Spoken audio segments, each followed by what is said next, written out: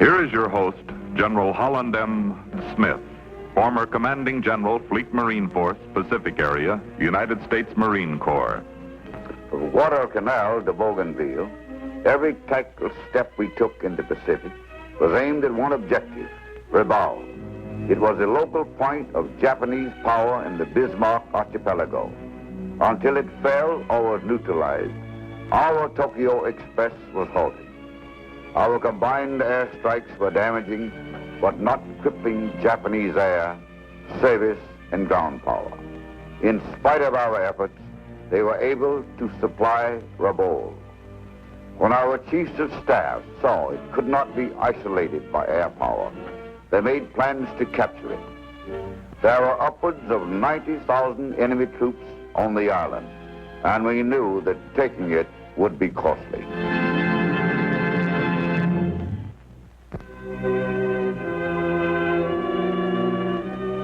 It is December 25th, 1943. On board, at sea, we sing familiar words to familiar tunes in unfamiliar surroundings. Chaplains tell the familiar story, the miracle of Christmas. But to us, miracles seem antiquated and far away. Tomorrow we will open a different package, the island of New Britain. Hot, humid, steeped in the exotic odor of decay. Mosquitoes king-sized will swarm over us. Spiders as big as dinner plates will crawl over us. Wasps 3 inches long will sting us. Rivers will burst their banks trying to drown us. And trees will fall, killing 20 of us. Miracles seem for the past. Our worry is the future. But although we do not know it, intelligence has misevaluated an aerial photograph and laid the groundwork for another Christmas miracle.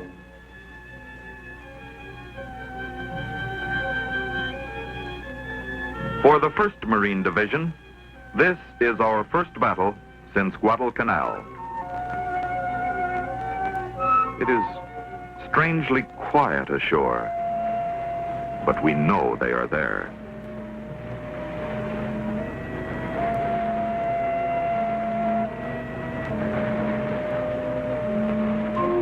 They should have cut loose by this time. Must be waiting for point-blank range.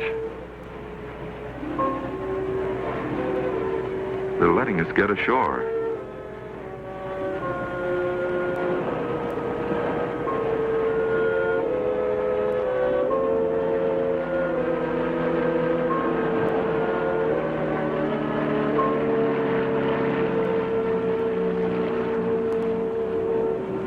Now they'll slaughter us. Some beach. When my kid stepped on the toothpaste, the result was wider than this. You could lie with your head 3 feet into the jungle and your feet would still be in the water. So far, not a shot has been fired. No enemy encountered. We have landed with complete immunity. With his superior knowledge of the terrain, General Matsuda had placed his limited forces with considerable shrewdness. Had the Marines known as much about the area while making their plans as they knew 1 hour after their landing, they probably would have chosen one of the beaches where they were expected. But as man projects his training, his reasoning, his background, and his experience toward ultimate effort, the 10-star general often watches over his shoulder and with positive strokes of swift certainty covers their flaws, redraws a perfect plan. The ditch at Waterloo, the opening of the Red Sea, the bridge at Remagen. At Cape Gloucester, it was faulty intelligence. Oblique photographs taken during the pre-landing bombing strikes showed hundreds of bomb craters full of water. Since there were virtually no rim shadows, it indicated a high water table at almost ground level. Today, with hindsight, we know this. Then, we did not. And the fact that we did not know it resulted in complete tactical surprise. Some would call this misinterpretation luck, others fortune. Most of us recognize it as divine guidance. On the day after Christmas, the Marines landed where they were not expected, caught General Matsuda by surprise, and split his forces without the loss of a single man. This is our miracle. We hack, push, shove, crawl, anything to get through the jungle. And suddenly we find why the enemy did not expect us here. Damp flat, our map makers designated it. Damp flat. A bog, a quagmire, a swamp, a morass, sinkhole. Damp. Clear up to your chin. This is for ducks and mermaids. There is no bottom to the goo. Imagine having to move artillery and heavy equipment through 400 yards of this. A forest giant loosened by bombardment totters, crashes, and we suffer our first Marine casualty.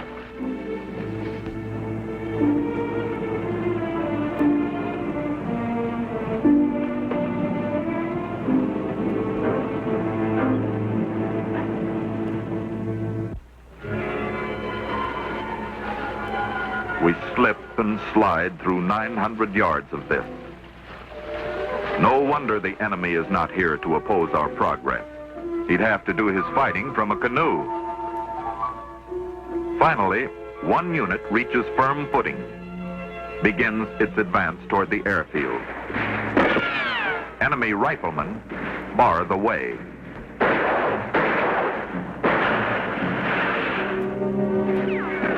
Their general counterattack is swift, vicious, and lasts 4 hours.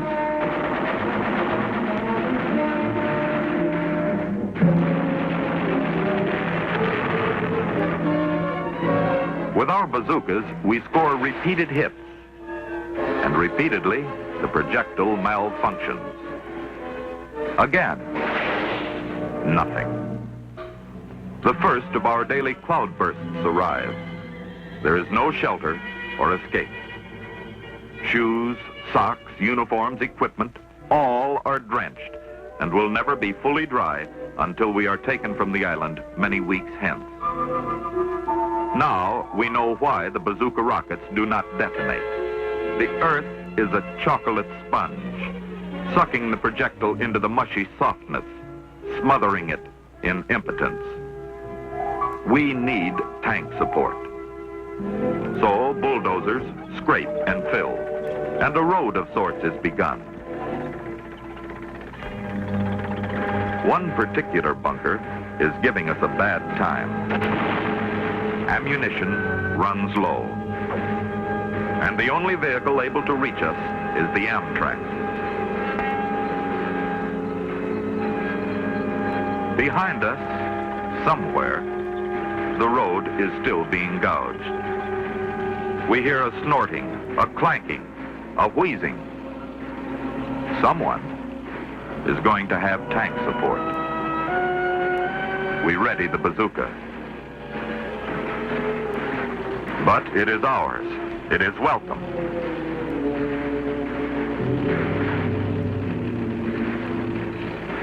It is stuck. Help comes from an unexpected source. In the open, the driver exposed to enemy fire.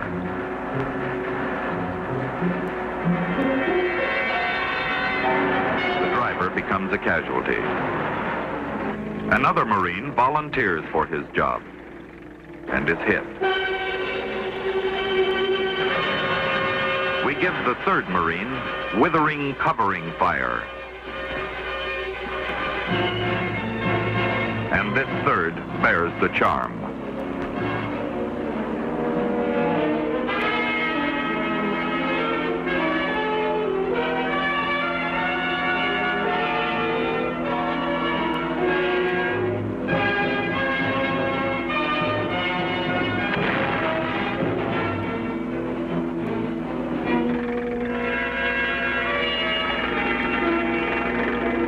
The drivers are vindicated. They have given service above and beyond. The attack moves forward.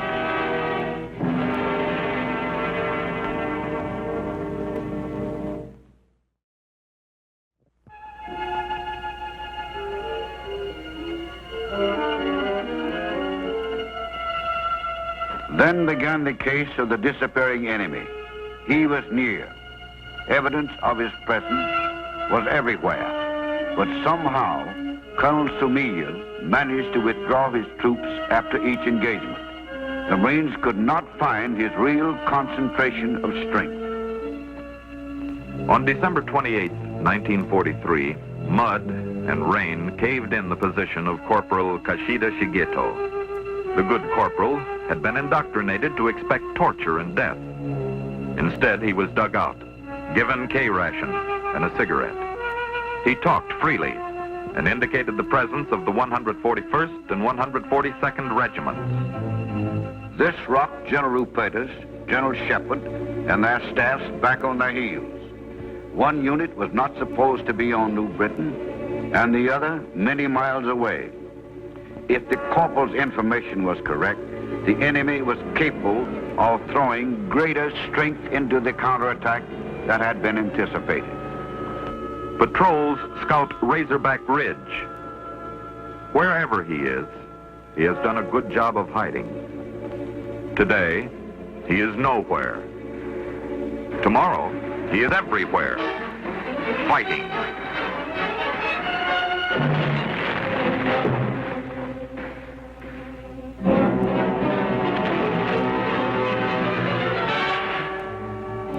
Five hours later, he withdraws and again disappears. Where was the main body of troops? With their limited knowledge of the terrain, the Marines sent units to block any retreat. They reported no sign of withdrawal. He was still somewhere within the area.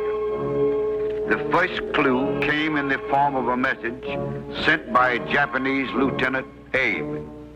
It read, "It is essential that we conceal the fact that we are maintaining positions on Aogiri Ridge." Here at last was a probable location of enemy strength. But where was Aogiri Ridge? Our own map showed two main elevations, Hill 660 and the smaller hill 150. The terrain of which his attack might come and through which ours must move was a mystery. Unusual situations demand unusual tactics, and General Shepard devised one. He proposed to hold fast on the left and center of the beach perimeter, while the right of the line redeployed and attacked generally to the southeast on a front of 1,000 yards. As the movement was begun, reaction was immediate. For 2 days, we fight an enemy we cannot see. Artillery, mortar shells, and air bombs are almost useless. They cannot penetrate the dense forest overhead. We need tanks to spearhead us across Suicide Creek.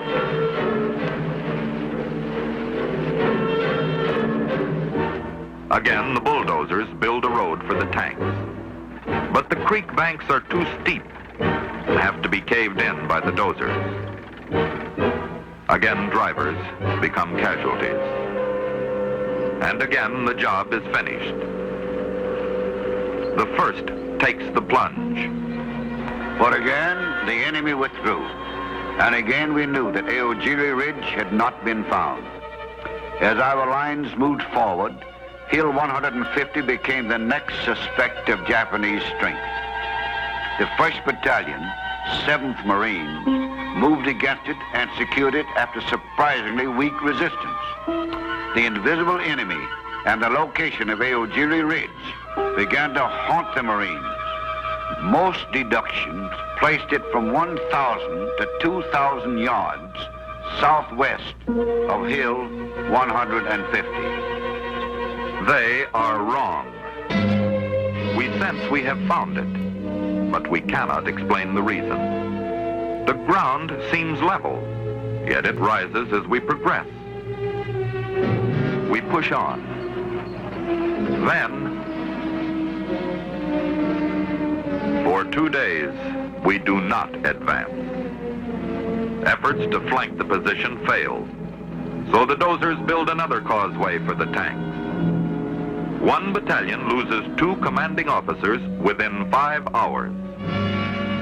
The third is destined for hand-to-hand fighting and will leave his name to mark this stubborn, violent, invisible corner of Hades where we fight. We inch forward. 1 day, 2 days, 3 unending days, 4 nightmares, 5 centuries, 6 millenniums, 7 eternities. The week's progress can be measured in feet. Attempts to encircle are stopped cold. This is Aogiri Ridge. By now, the question was not whether the Marines could advance, but whether they could hold their hard-earned gains. It was then, in the words of the division's Special Action Report, that Colonel Walt's leadership and courage turned the tide of battle. Putting his shoulder to the wheel of a 37mm gun, he began pushing, shoving. Colonel Walt pulled both arms from their shoulder sockets, but he kept shoving. And his men, his magnificent Marines, added their strength. By superhuman effort, the gun was manhandled up the steep slope and into position to sweep the ridge. The Marines and the enemy were 30 feet apart.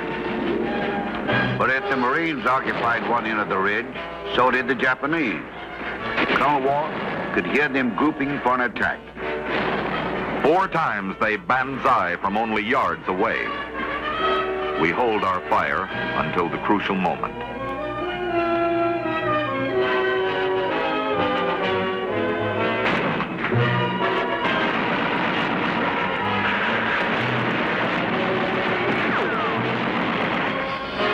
As they regroup for the 5th attack, we are dangerously low on ammunition.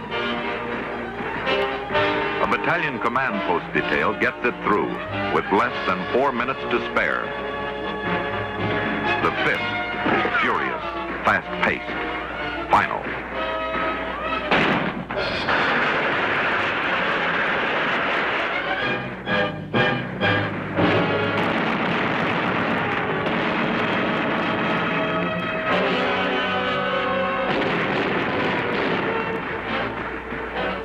Banzai is ended.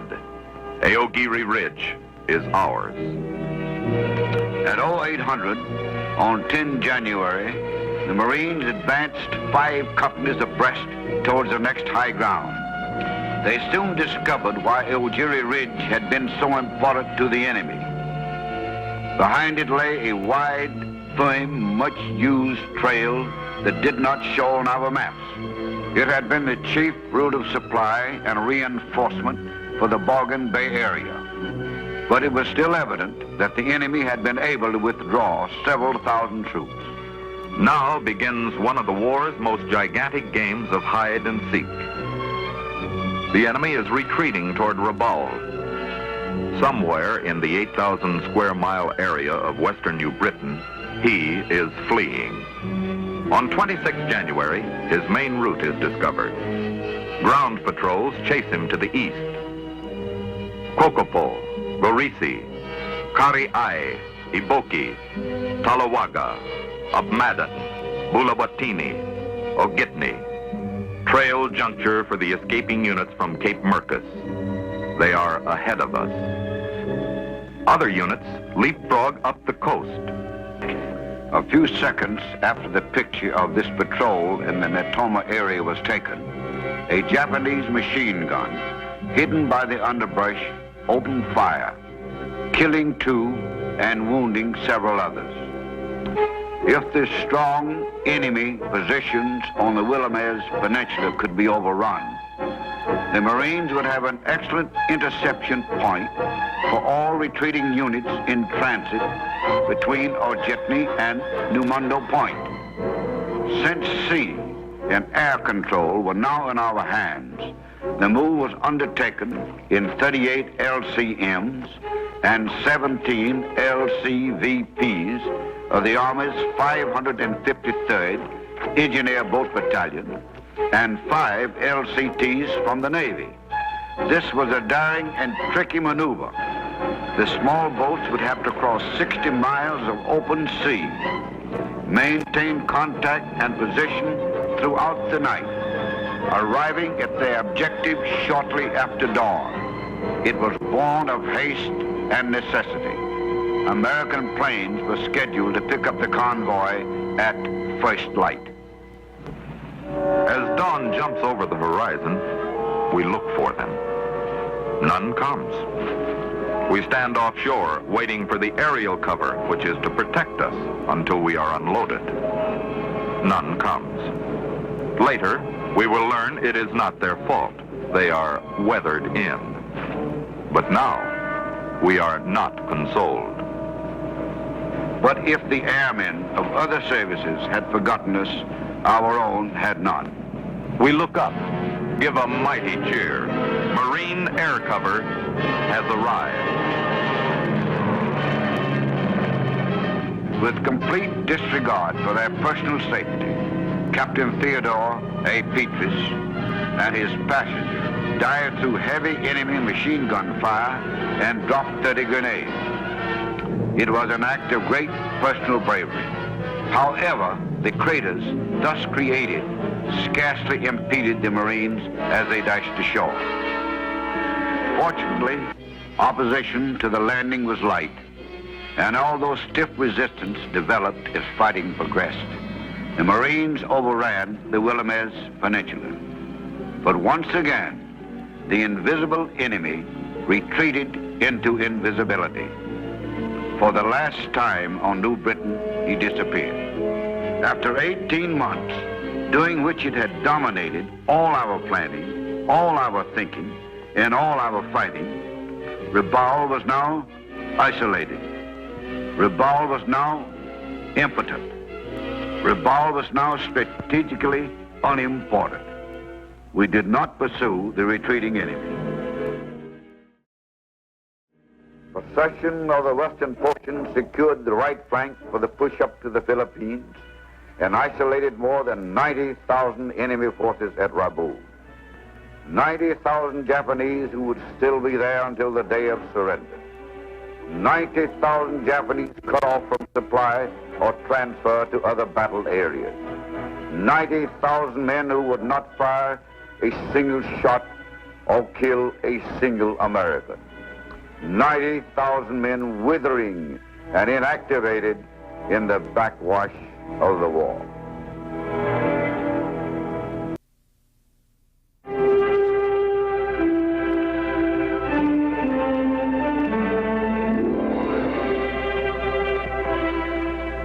These are the contestants. The Japanese Zero. Light, fast, tricky, maneuverable.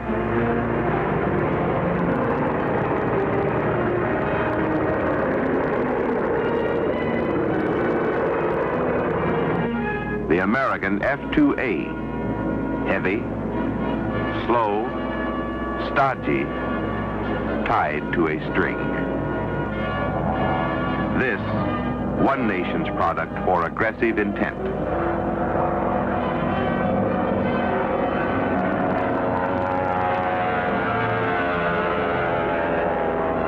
And this, another's product of neglect.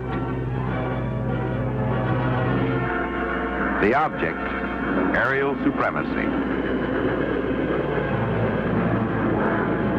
The result, disastrous.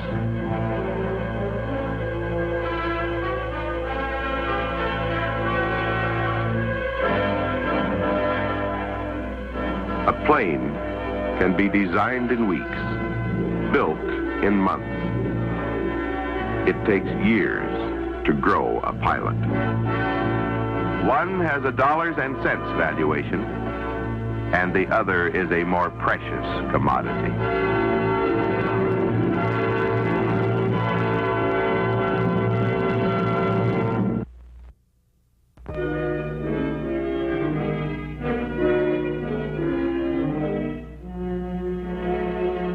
Here is your host, General Holland M. Smith, former Commanding General, Fleet Marine Force, Pacific Area, United States Marine Corps.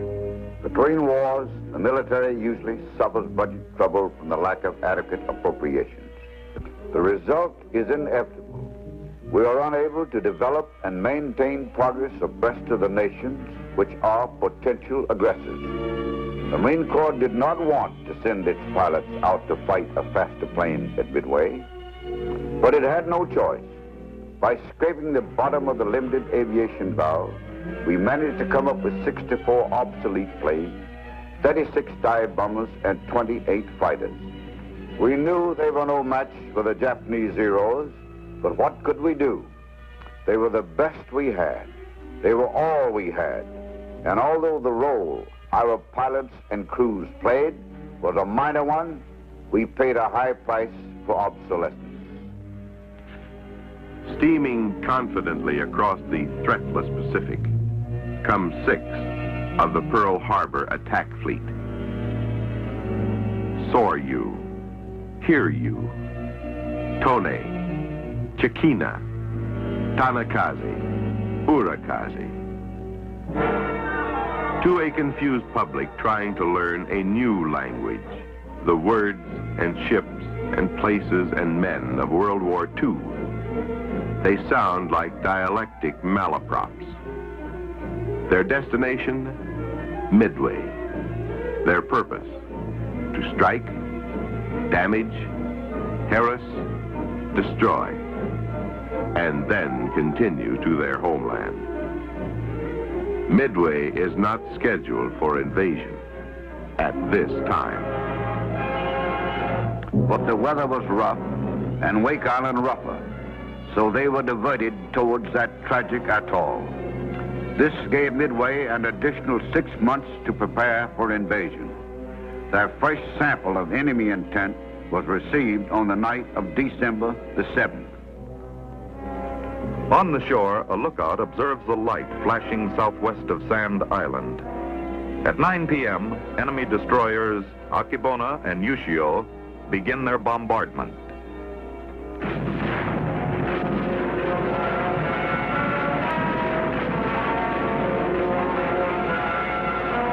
Most of the shells fall harmlessly until a lucky hit ignites the hangar roof. With this orientation point, the enemy pounds the torpedo and bomb sight building, powerhouse, parachute loft, and radio transmitter building. An early hit on the communications center reduces coordinate effectiveness. But the officers and men of the 6th Marine Defense Battalion scored damaging but not fatal hits on the enemy, and both withdraw toward their homeland. And one of them is marked by destiny. For the Ushio, of all the ships and carriers that attacked Pearl Harbor, is the only one which will be afloat on that distant day when the war is ended. During the time at his disposal, Lieutenant Colonel Wallace, who commanded Midway's Marine Aviation Detachment, reported that operators were being inducted into the mysteries of radar. Personnel shelters were being built, portable fueling expedients devised for emergency. A propeller shop was set up, and a machine shop was under construction. Midway was preparing to repel invasion. Complacent behind the barrier of a difficult language, Tokyo speaks to its people. and we record. Tokyo transmits to its outposts, and we transcribe. Tokyo's fleet talks back and forth, and we listen. Our ears are glued to the keyholes of the Pacific. How can we who cannot pronounce their simple everyday words hope to crack their intricate code? But it has been done. The garbled word is ungarbled, the scrambled unscrambled. Their intent is clear.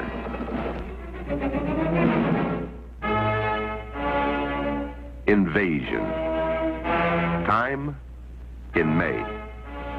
Location? They are too clever, and so we must deduce. Hawaii, says Washington. Midway, says Admiral Nimitz. And Admiral Nimitz was right. Available planes and pilots from the Army Air Force, Navy, and Marine were dispatched to Midway, as well as 5 more anti-aircraft batteries detached from the 3rd Defense Battalion at Pearl Harbor, 2 rifle companies of the 2nd Marine Raider Battalion, and a platoon of 5 light tanks for Mobile Reserve. Plane shelters and 2 new 4,000-gallon gasoline tanks were built. A command post was completed, and camouflage and sandbagging of key installations were increased. Subsequent radio intercepts revised the date of attack and enabled additional planes to be sent. By the 31st of May, the airfield in Eastern Island is choked with aircraft.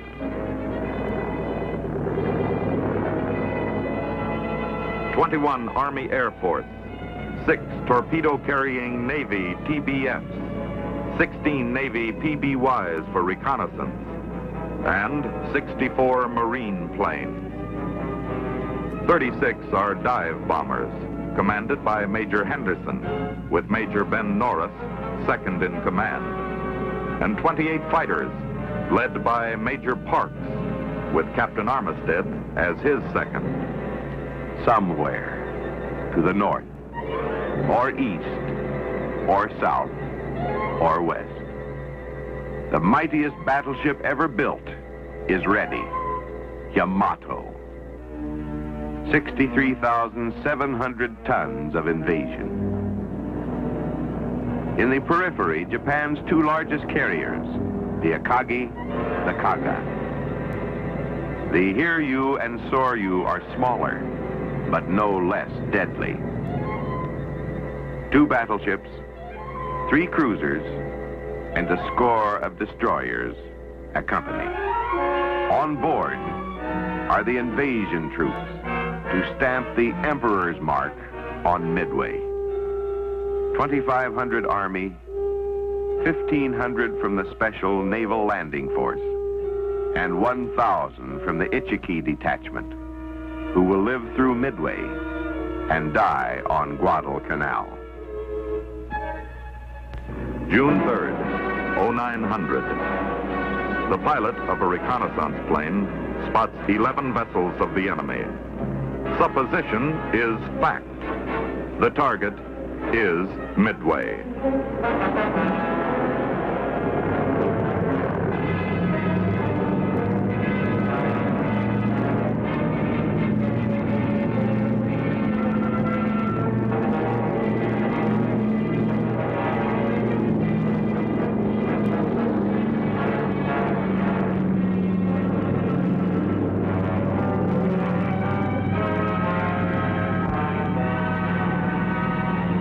Army B-17s find the fleet and drop their bombs. Near misses are bracketed, but the fleet closes toward Midway.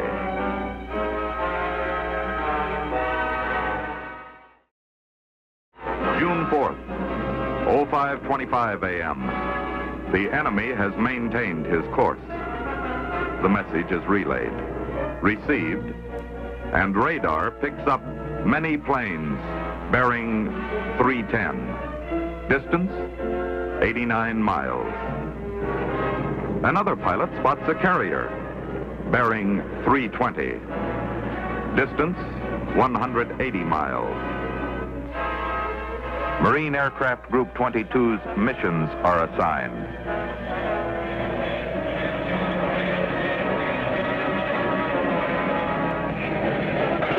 Motors snarl their readiness.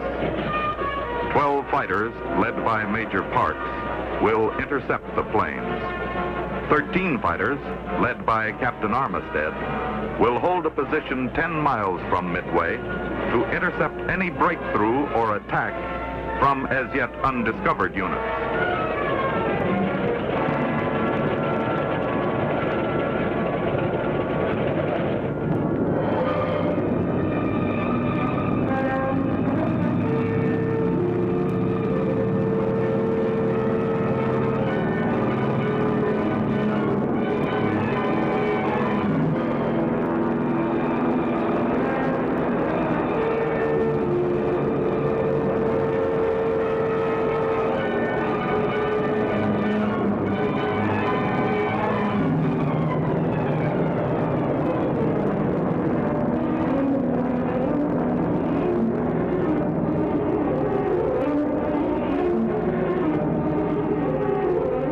Bombers divide into two divisions.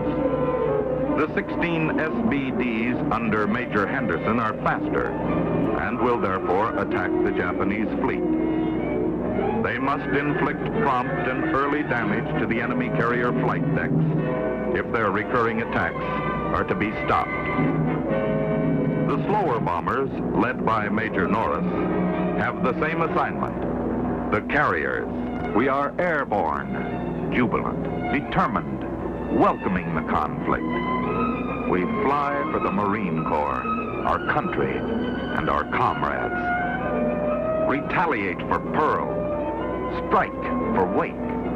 Avenge Bataan. We are 12 Marine fighter planes, 30 miles out at 14,000 feet. And there, beneath, the cocksure enemy, his fighters below his bomber. He does not see us. Peel off, dive for speed, disrupt the hairline bees that head for Midway. We are 12, and he 108. The odds are even.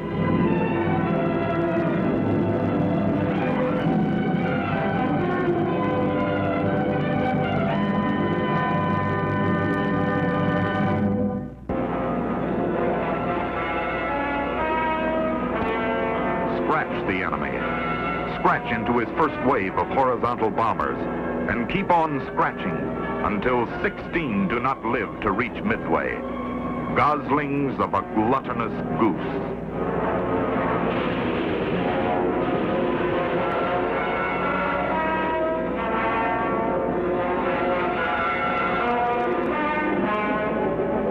And now, rising through the disrupted waves of bombers, comes the Zero.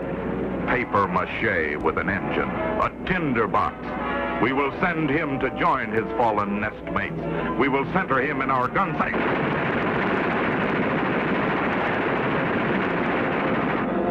Scratch one of ours. And another. And another. And keep on scratching until 9 of 12 are gone. Scratch until our squadron is no more. Scratch until only 3 of 12 live to report back. But our comrades in the slower planes, they have less chance than we. But scratch for them too. And in the second wave, a few Zeros and 18 enemy bombers do not make their objective.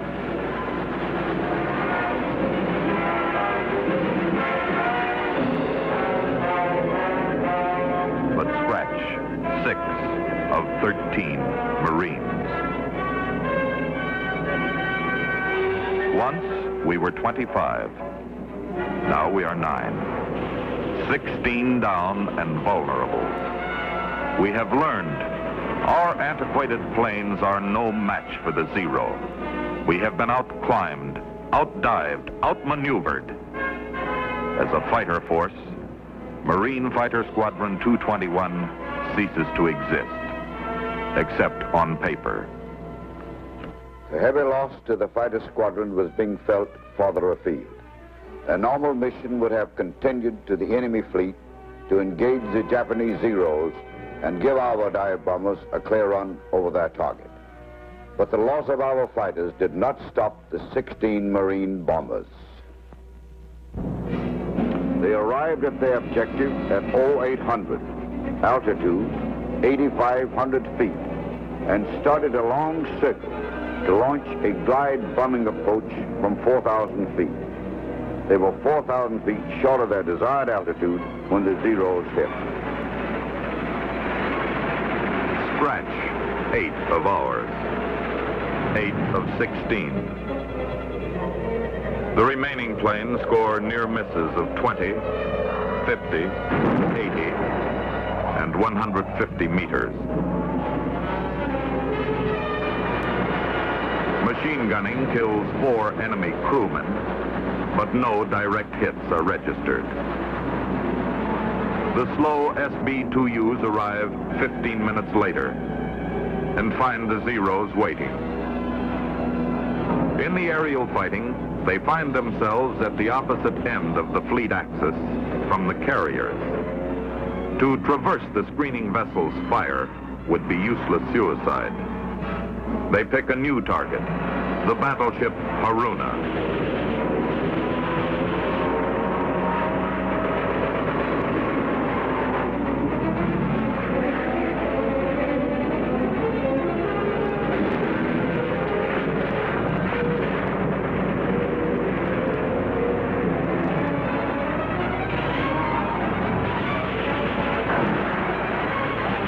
Scratch 3 Marine planes.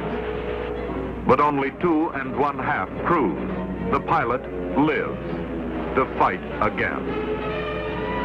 As a single drop multiplies to form the deluge, so did the efforts of those who were lost become an important part of the aerial storm which was to overwhelm the Japanese fleet. The 25 Marine fighters had so weakened the bomber strike against Midway that the Japanese air commander asked for a second attack wave. On the enemy carriers, a state of readiness. Fighters, warmed and ready, line the flight deck, ready to intercept, disrupt, destroy. Admiral Nagumo was in a state of indecision.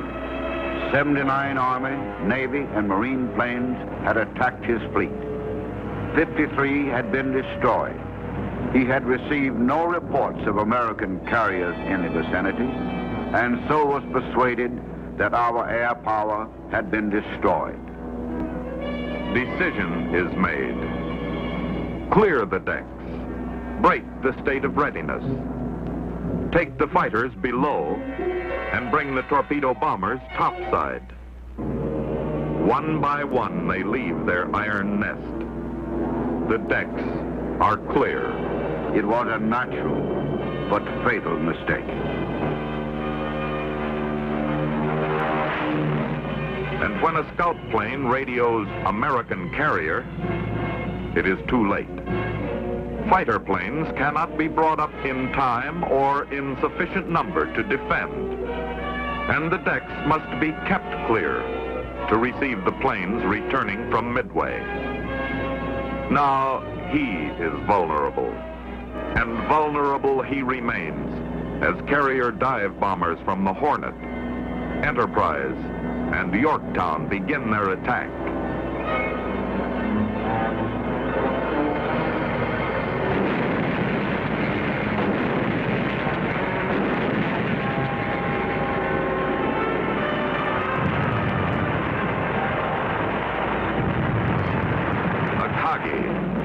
Kaga, soar you, hear you, 4 malaprops, erased forever from our linguistic nightmare.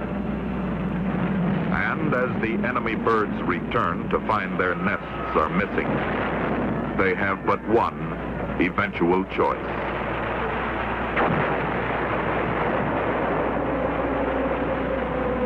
But war must go on. On June 5, 6 Marine fighters and 6 Marine bombers are flyable. 12 of yesterday's 64. They are sent to attack 2 retreating heavy cruisers.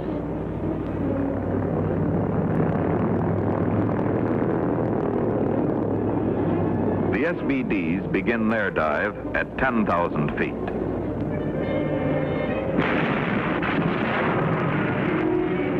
They bracket the Mogami with near misses. 5 of 6 are lost.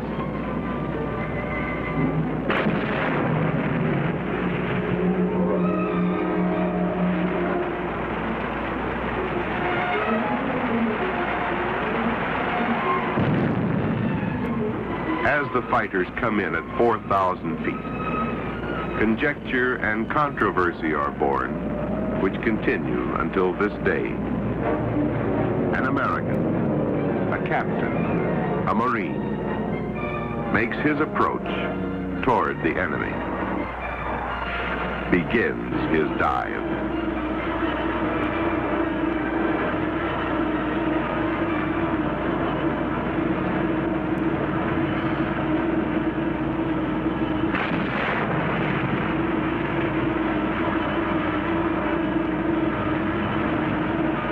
Messengers of opposition fire his plane. He cannot hear the song of his flight or the thunder of his wings. His actions are history.